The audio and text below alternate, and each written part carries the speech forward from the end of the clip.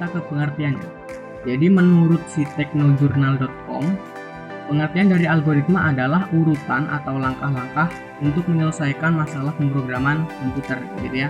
Jadi masalahnya diambil dari masalah manusia dan diselesaikan menggunakan pemrograman komputer, atau lebih enaknya bisa disebut membuat aplikasi untuk menyelesaikan masalah orang begitu.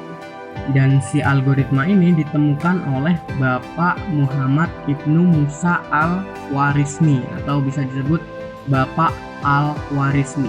Jadi selain dia mencetus sebuah algoritma, si Bapak Al-Khwarizmi ini juga mencetus aljabar yang biasa kita pelajari di pelajaran MTK itu. Kemudian analogi dari si algoritma tersebut. Jadi analoginya seperti ini. Jadi yang pertama ada masalah gitu ya. Jadi sebelum kita membuat algoritma itu pasti diawali dengan adanya sebuah masalah.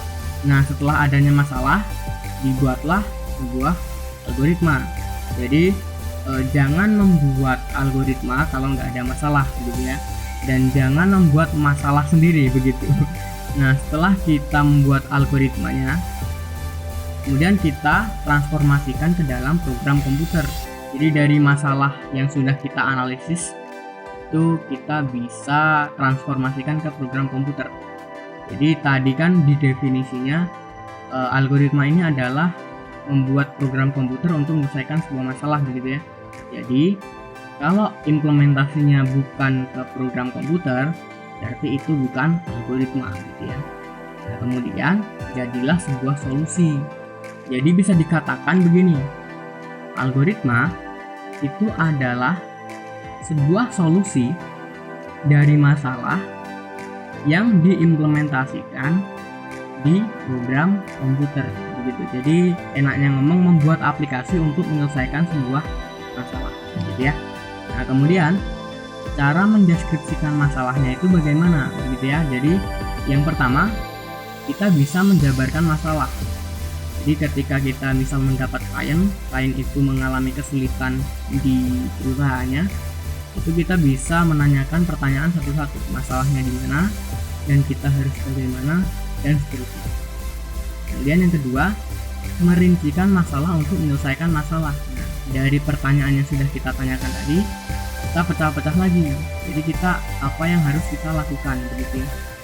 Kemudian yang ketiga, membuat sarana interaksi manusia dengan komputer. Ya balik lagi ke tadi kan, karena kita membuat sebuah program komputer yang dipakai oleh manusia.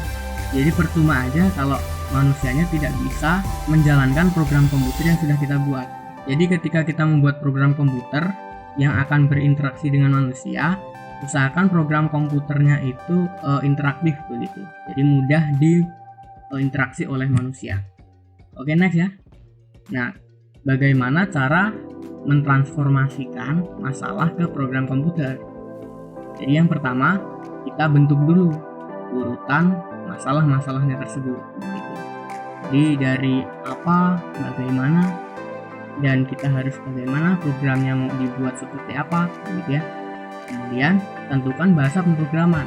Nah, ini tergantung si kliennya minta apa. Jadi misal si klien itu mintanya pemrograman berbasis web, maka kita bisa menggunakan bahasa pemrograman PHP, HTML, CSS, dan juga JavaScript. Nah, tapi kalau dia mintanya desktop, maka kita bisa gunakan Java dan lain sebagainya. Kalau mobile, berarti kita bisa menggunakan Kotlin dan lain sebagainya. Kemudian kita harus memahami konsep mesin komputer. Jadi si komputer ini pahamnya ketika kita menuliskan kode seperti apa, dan kodenya itu harus berurutan, dibaca dari atas ke bawah, dari kiri ke kanan. Kalau belum paham, nanti dulu lah, kita bahasnya di video atau playlist yang lain. Nah, berikutnya setelah kita belajar di slide yang di atas, kita bisa menyimpulkan bahwa algoritma itu adalah sebuah penyusunan aspek proses logika dari suatu pemecahan masalah tanpa melihat karakteristik bahasa pemrograman yang akan digunakan. Jadi kalau kita menanyakan sebuah masalah tadi, kita jangan dulu memikirkan apa bahasa pemrograman yang akan digunakan, karena kita lebih fokusnya menanyakan masalah apa yang dihadapi oleh klien dan kita akan menerapkannya ke algoritma dulu. Kemudian urutan notasi logika merupakan hasil analisis.